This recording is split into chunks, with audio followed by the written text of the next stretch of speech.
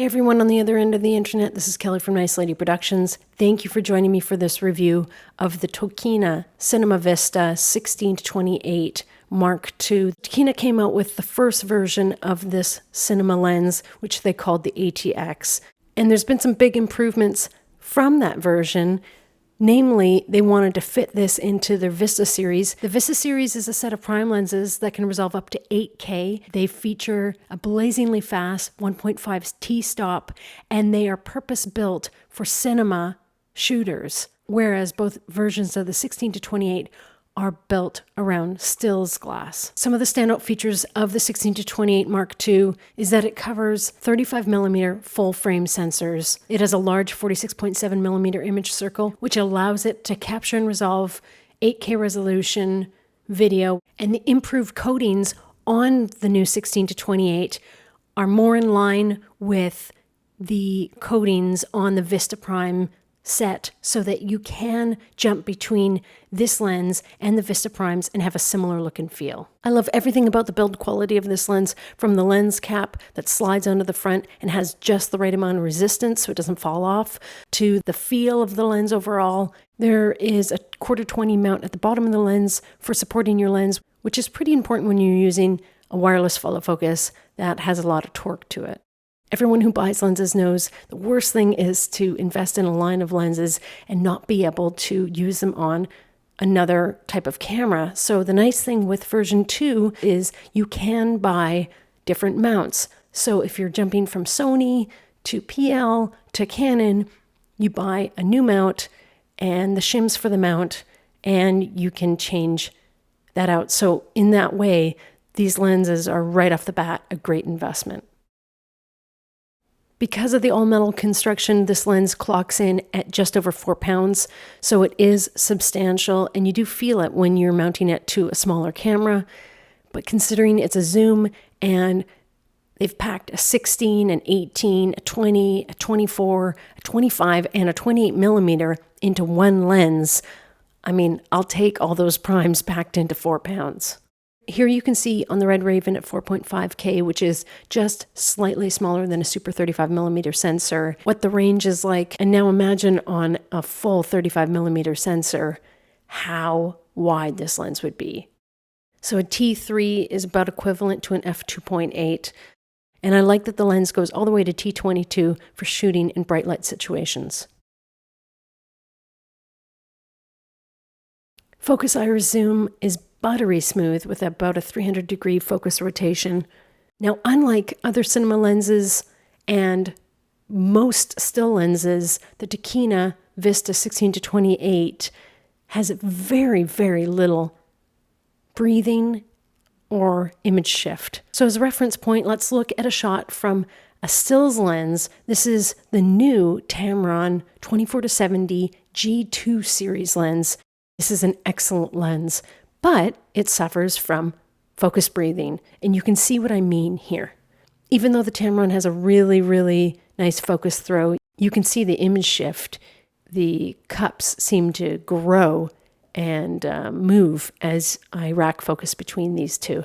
I'm sorry for the lousy subject matter, but I literally finished my coffee one morning and thought, I wonder what the focus breathing looks like on these two lenses.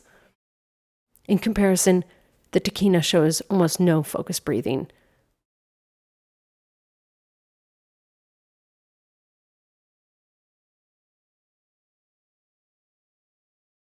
And now let's look at another example. I'm going to rack focus between two Chihuahuas. We're starting off with Maya on the left, and then I'm racking focus to Madison in the back, and then back to Maya.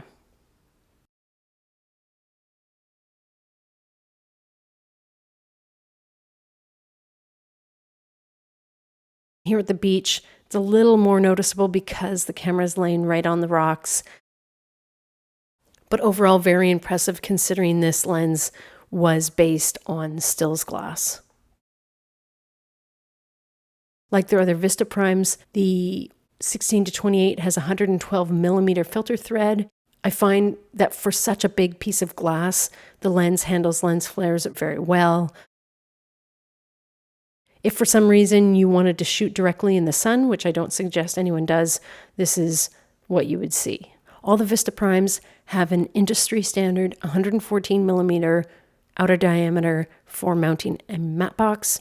This is the bright Tangerine Viv matte box. For me, one of the most important things that I want in a lens is a sharp lens all the way through. Now let's look at a focus chart. Now, before we get into the test, I want to reiterate that I'm shooting this on a RED camera, and unlike every other camera manufacturer, RED cameras don't have built-in sharpening. I do think this is an important thing to add because I don't want people to say, oh, overall, this lens doesn't look very sharp. It is sharp, and when we get to certain t-stops, you'll notice that it is sharper than others. Here is what a T16 looks like with 2 points of sharpening added. And then we're going to see this entire test without any sharpening added in post. The reason I didn't shoot T22 was because of available light. I wanted to make sure that this focus chart was exposed properly. Wow, it's really crispy at T5.6. Nice and sharp. T4, we're starting to lose some of that sharpness. It is a little bit soft, but overall it's the same. It's not like some other lenses on the market where it's just really blurry. So now we're at 28mm, T4. T5.6 seems to be this lens's sweet spot. T8 looks great too. I find this test so interesting because when I was shooting out in the field, I didn't think the T3 looked less sharp at all. Okay, now let's see what it did out in the field, which is how I like to do lens tests. This is all shot handheld, so if there's some movement, that's what was going on there.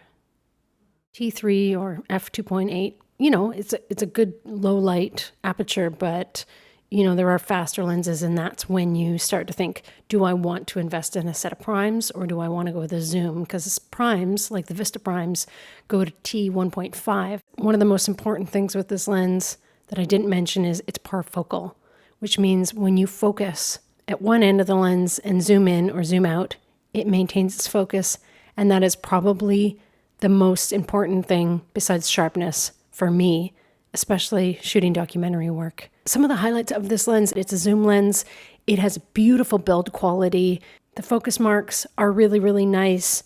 It's not cheap. It's not the lightest lens in the world. And it's not the fastest lens that you can get. But for being basically a set of beautiful primes on the wide end stuffed into a little 4-pound package, I gotta say, if someone gave me this lens, I would shoot with it all the time. Take care of yourselves out there. Subscribe, like, dislike, leave me comments. I want to know what you guys think. Talk to you later.